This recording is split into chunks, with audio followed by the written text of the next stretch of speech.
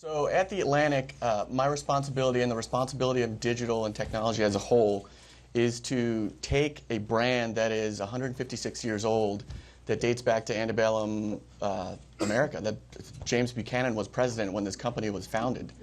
And it still exists today, and it's really a big responsibility to make sure that this brand exists tomorrow for our children and for our grandchildren.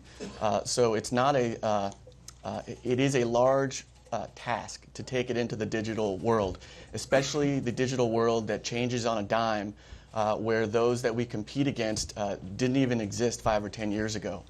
I have a group of peer CTOs at other media companies, about 30 to 35 of us, and it's really interesting to see the companies that they work for, because about 60 to 65% of them work for companies that literally did not exist 5 years ago.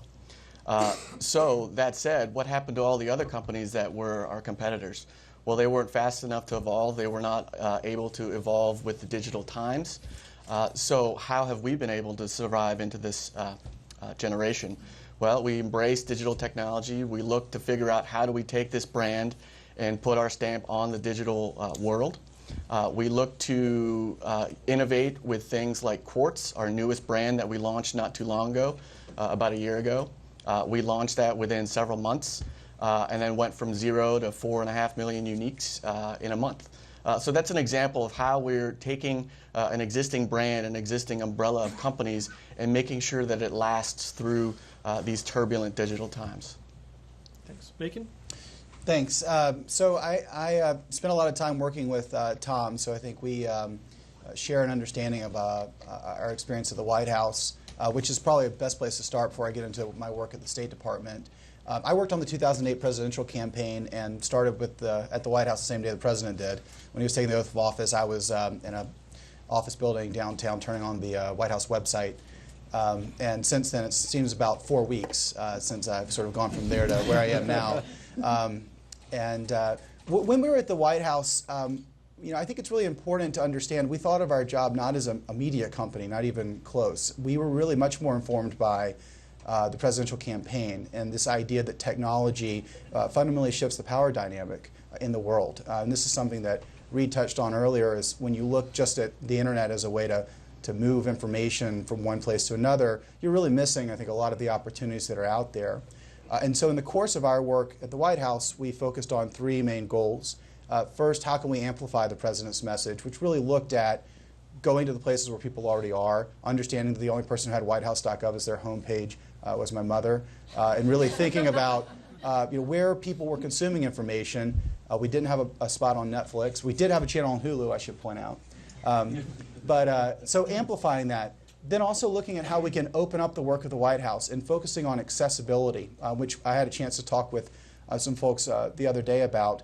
But accessibility is something not to overlook. It's certainly not limited just to accessibility from the standpoint of people who live with disabilities and that sort of thing.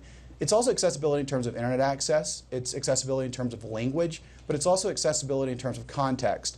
As we increase the aperture of people who are searching for information about issues that affect their lives, we have to be able to explain better.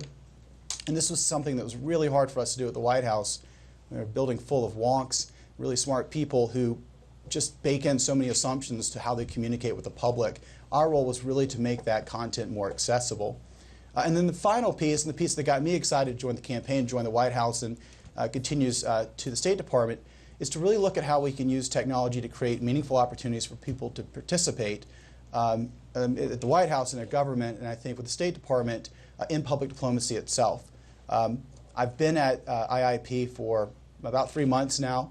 It is an incredibly interesting organization that is actually born of BBG and born of the U.S. Information Agency. But it, I think, is at a moment where we need to evolve. And I think I heard the tail end of the VOA panel, and Ambassador Crocker asked a really good question that is really guiding my thinking as well, which is, what is the role of public engagement in terms of not just talking about foreign policy, but actually implementing foreign policy? You know, with that shifting power dynamic, not just here in the United States, which we've seen in the presidential elections in 2008 and 2012, you're seeing the shifting power dynamic at an even greater scale in other countries. And we have an opportunity at the State Department to really expand our relationship with regular people, everyday people in foreign countries, to involve them in our policy priorities. And so that's really informing how I'm thinking about the evolution of IIP and the opportunities we have there.